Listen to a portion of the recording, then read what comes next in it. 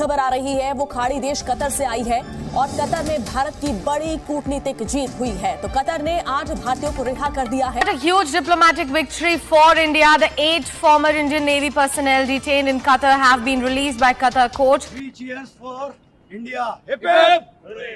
Hip hip hooray! Hip hip hooray! Bharat माता की जय! भारत माता की जय! उनमें से जो एक उतरे वो तो मोदी के गुण गाते नहीं थक रहे हैं। The only thing is saying is अगर मोदी नहीं होते तो हम नहीं बचते, अगर मोदी नहीं होते तो हम नहीं बचते। Without the intervention of Prime Minister Modi, it wouldn't be. आज हम आपके सामने खड़े नहीं हो रहे होते। और इसको देखकर हमारी जो रुदाली ब्रिगेड है वो छाती पीट रही है। Definitely honourable prime minister Shri Modi को धन्यवाद करना चाहेंगे। बस ये कहना चाहेंगे कि ये वाले दिन का हम बहुत दिनों से वेट कर रहे थे और प्राइम मिनिस्टर मोदी और उनका पर्सनल इंटरवेंशन, उनका इंटरेक्शन मतलब बैक किया इतना अपने डिप्लोमेट्स को और उन्होंने उसको आज़ादी दिलवाई। हालांकि वो कतर में भी बीइंग मुस्लिम अगर देखा जाए तो हमारे लिहाज से वो बड़ा अच्छा एक स्टेप था।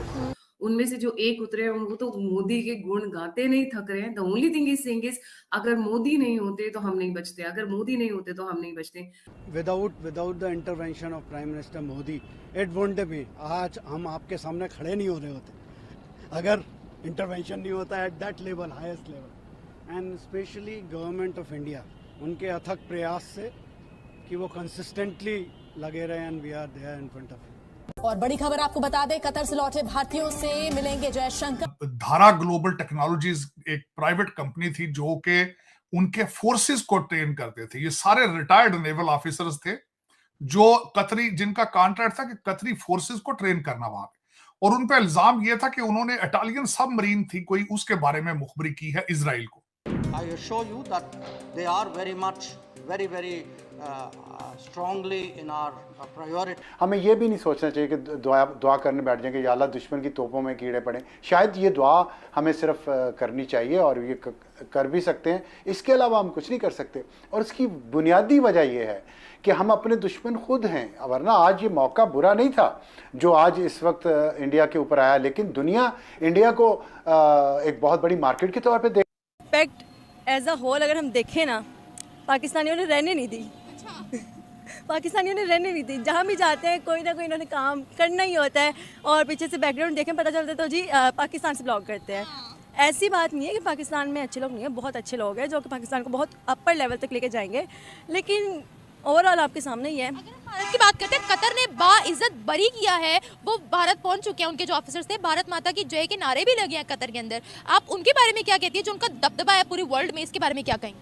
उन्होंने अपना डंके की चोट पे काम करवाया है।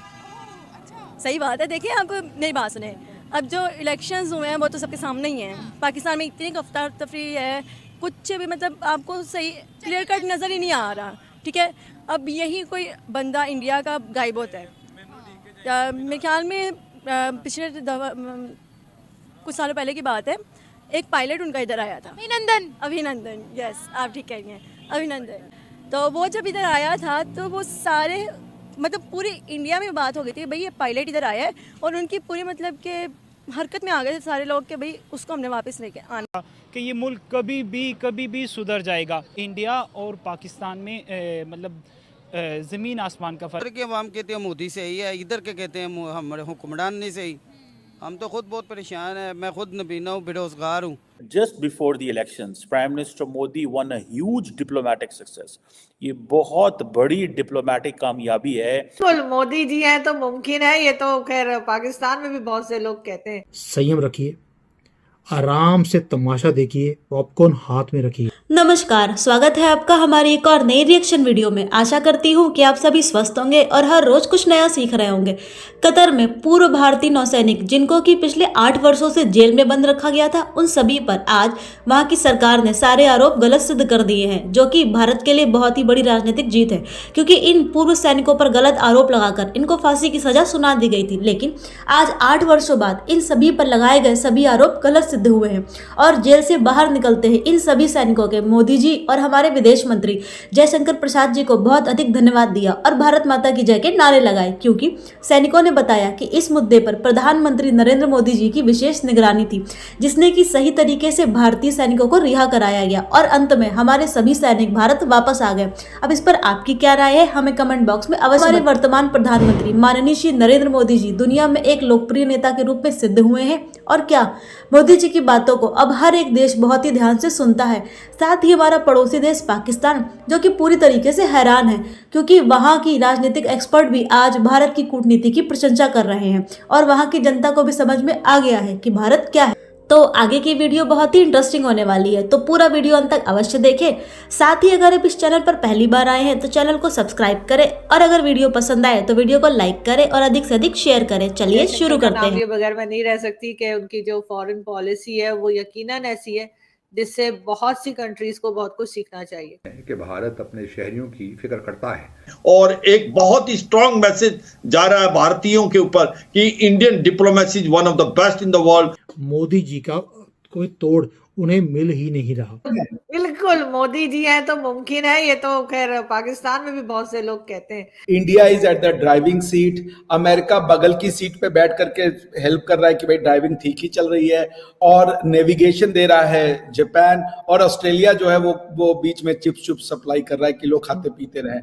संयम रखिए, आराम से तमाशा देखिए, पॉपकॉर्न हाथ में रखिए। एक गुजराती भाई है, इनकी जो दुश्मनी है ना वो भी इतनी खतरनाक है कि मिठाई खिला खिला कर दुश्मनी अपनी मोल लेते हैं ये लोग। जो भारत की एक ताकत है, भारत जहाँ खरीदने की जरूरत पड़ी हमने खरीदा है, जहाँ मारने की जरूरत पड़ी हमने मारा है, और जहां पर घुसने की जरूरत पड़ी और उनका अंदर से सिस्टम क्रैकडाउन करने की जरूरत पड़ी हमने किया है और करते रहेंगे।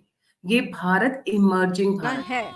पाकिस्तान का ऐसा बंदा कोई जाएगा तो ये नहीं करेंगे। मसला ये है कि देखें सिस्टम नहीं सही चल रहा, सिस्टम सही नहीं चल रहा। बताएं अभी किसी भी कंट्री के अंदर पाकिस्तान जिंदाबाद का नारा क्यों नहीं लग रहा है? जैसे उनका कतर के अंदर भारत माता की जय के नारे लगे, हमारा पाकिस्तान जिंदाबाद कोई इस्लामिक कंट्री भी क्यों नहीं बोल दिया? ऐसा हमने क्या कर दिया है?